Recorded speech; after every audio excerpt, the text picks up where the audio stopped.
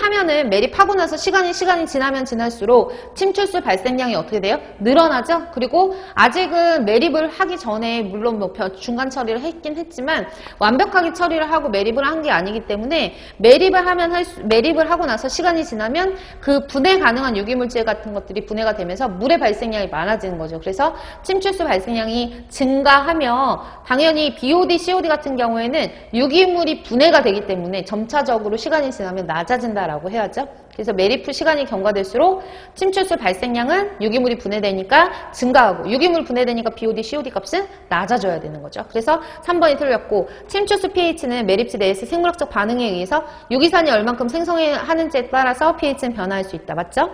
8번 볼게요. 도시 폐기물의 위생 매립 시 고려해야 할 사항으로 가장 거리가 먼 것은 위생 매립을 해야 된다라고 하면 매립을 한다라는 거에서 우리가 얻을 수 있는 장점은 메탄가스 같은 매립지 가스가 회수된다라는 거예요. 그래서 1번에 있는 메탄가스 같은 것들이 발생하는 거는 회수도 가능하지만 아니면 메탄 같은 거 잘못하면은 회수를 잘 못하거나 관리 잘 못하면 화재 발생 같은 것들의 위험이 있거든요. 그래서 메탄가스 발생하는 것들 우리가 고려해야 된다라는 거. 이산화탄소가스 발생을 일단 넘어가 볼게요. 그리고 위생 매립을 했을 경우에 집안이 침하되기 때문에 그런 것들도 고려를 해야 되고 그 위생 매립 시 침출수 같은 것들이 주변에 있는 지하수를 오염시킬 수 있기 때문에 그런 것도 고려를 해야 되는데 사실은 가장 거리가 먼 것은 이라고 했기 때문에 이산화탄소가스 발생하는 거는 굳이 고려를 할 필요는 없는 거죠. 왜냐하면 우리가 매립을 통해서 얻을 수 있는 가스가 이산화탄소와 메탄이긴 하지만 뭐에 조금 더 초점을 맞춰가지고 매립을 했을 때 장점으로 우리가 얻을 수 있냐면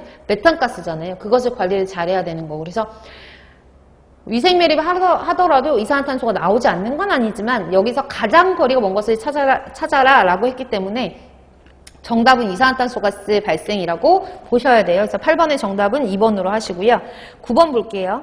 폐기물 매립 후에 생물학적 자정이나 물리학적 작용이 안정화가 진행되는데 유기화합물의 생물학적 분해성이 가장 높은 물질. 누가 가장 분해가 제일 빨리 되고 먼저 되느냐 이거예요. 생물학적 분해가 누가 더 잘 되느냐.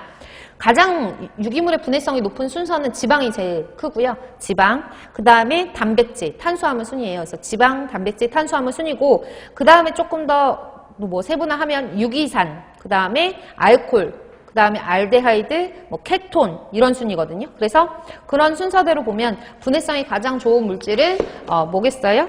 지방이겠죠. 그래서 정답은 1번이고요. 10번 볼게요. 10번.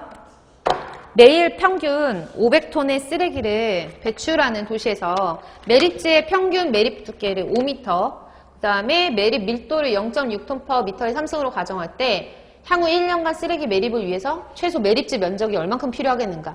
문제를 이런 식의 문제를 봤을 때 이런 것들은 공식이 따로 없다라고 생각하시고 접근을 하셔야 돼요. 그러면 문제상에서 나온 게 매립지의 두께가 나왔고 매립지 밀도가 나왔고 매립지 밀도가 나왔다는 거는 밀도 단위 보시면 아시겠지만 매립지 밀도에다가 밀도를 역수로 하고 그 다음에 뭐라 그래야 되지? 쓰레기량이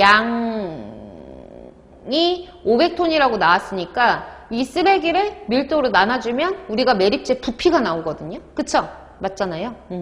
그래서 일단 매립지 부피를 구하고 뭘 구하라고 했냐면 매립지 면적을 구하라고 했는데 맞지? 매립지 면적.